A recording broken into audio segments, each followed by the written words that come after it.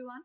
Welcome to my channel The Success Hub, and in this video I am going to share with you the details for Google PhD Fellowship Program. ये PhD के students के लिए है fellowship programme जो कि Google की तरफ से प्रोवाइड होता है और एक एक करके हम इसमें सारी डिटेल्स देखने की कोशिश करेंगे. मोस्ट ऑफ द डिटेल्स यहाँ पर कवर हो जाएंगी, आपके डाउट्स भी क्लियर हो जाएंगे. बाकी आप वेबसाइट पे जाके और डिटेल्स देख सकते हैं. In the month of April applications open up होंगे और मई तक आप उसमें अप्लाई कर सकते हैं. तो अच्छी अपॉर्चुनिटी है और अभी तो एप्लीकेशंस आए भी नहीं है. आप इस पे और रिसर्च कर सकते हैं कि is this fellowship valuable for you और नॉट, और उसके अकॉर्डिंग तो कुछ क्वेश्चंस यहाँ पे आपके अभी क्लियर हो जाएंगे कि फेलोशिप का अमाउंट क्या है और किस तरीके से मिलती है. तो यहाँ पे देखिए अलग अलग कंट्रीज के लिए यहाँ पे मेंशन किया हुआ है इन्होंने. अफ्रीका के लिए, ऑस्ट्रेलिया, न्यूजीलैंड के लिए, ईस्ट एशिया, यूरोप, और यहाँ पे आप देखिए इंडिया के लिए.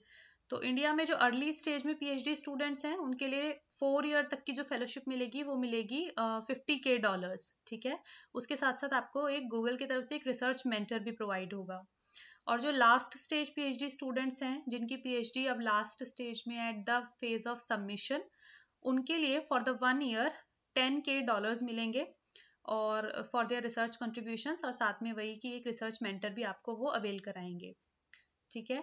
सो अगर आप कौन सी कैसे आप एलिजिबल हैं या नहीं हैं, किस यूनिवर्सिटी में आप पढ़ रहे हैं, तो उसके हिसाब से तो. लेकिन बाकी कंट्रीज का तो मुझे नहीं पता, मैंने यहाँ पे पढ़ा भी नहीं. इंडिया के लिए अगर आप किसी इंडिया की यूनिवर्सिटी से ही पढ़ रहे हैं तो एप्लीकेशन जो है आप डायरेक्टली अप्लाई कर सकते हैं. अगर आप कंप्यूटर साइंस के या किसी और इसी तरीके की ब्रांच के स्टूडेंट हैं तो आप डायरेक्टली अप्लाई कर सकते हैं जब भी एप्लीकेशन फॉर्म्स ओपन होंगे in the month of April. Eligibility requirements यहाँ पर पूरी क्लियर उन्होंने दे रखी हैं. ये हैं Australia, New Zealand, east Asia, Europe, US और कनाडा के स्टूडेंट्स के लिए. और नीचे दे रखी हैं अफ्रीका, इंडिया और साउथ ईस्ट एशिया के स्टूडेंट्स के लिए कि क्या क्या एलिजिबिलिटी रिक्वायरमेंट्स हैं. तो ये सारी एलिजिबिलिटी रिक्वायरमेंट्स आप डिटेल में पढ़ लीजिएगा कि ये सारी एलिजिबिलिटी फुलफिल होनी चाहिए, तभी आप अप्लाई कर सकते हैं इस फेलोशिप प्रोग्राम के लिए. ठीक है. सो ये कवर कर लीजिएगा आप detail.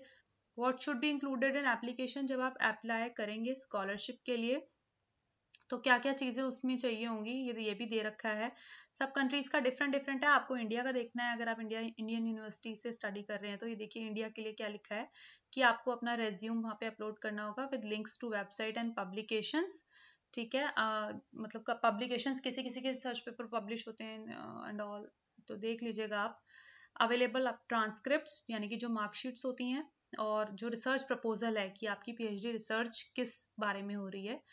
2-3 letters of recommendation from those familiar with the applicants work. तो एटलीस्ट आपके जो पीएचडी के एडवाइजर हैं उनसे लेटर ऑफ रिकमेंडेशन भी जाएगा.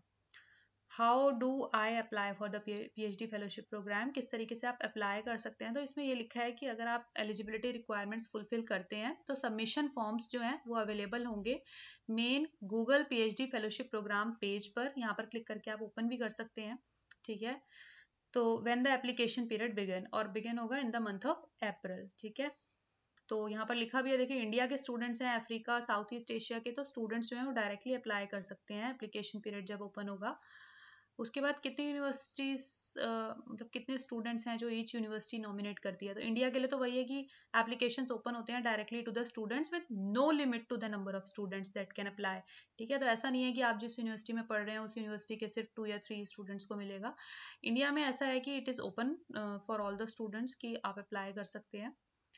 Who should submit the application? Again same है कि स्टूडेंट को खुद ही एप्लीकेशन सबमिट करना है, यूनिवर्सिटी से इसमें आप कोई लिंक नहीं है.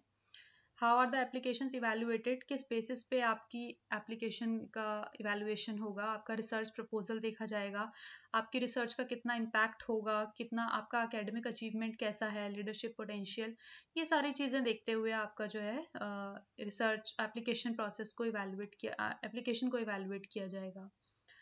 और इंग्लिश लैंग्वेज में आपको सारे ही डॉक्यूमेंट्स उसमें कम्प्लीटली सबमिट करने हैं और डायरेक्टली आप स्टूडेंट्स इसमें अप्लाई कर सकते हैं. बाकी डिटेल्स आप इसमें देख लीजिएगा.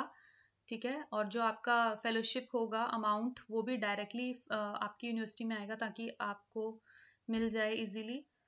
ठीक है, what are the intellectual properties implications, देख लीजिएगा आप, इसमें कहीं इंटर्नशिप भी मेंशन है कि आपको शायद इंटर्नशिप भी करनी पड़ेगी गूगल के साथ, ये अपॉर्चुनिटी मिलेगी आपको।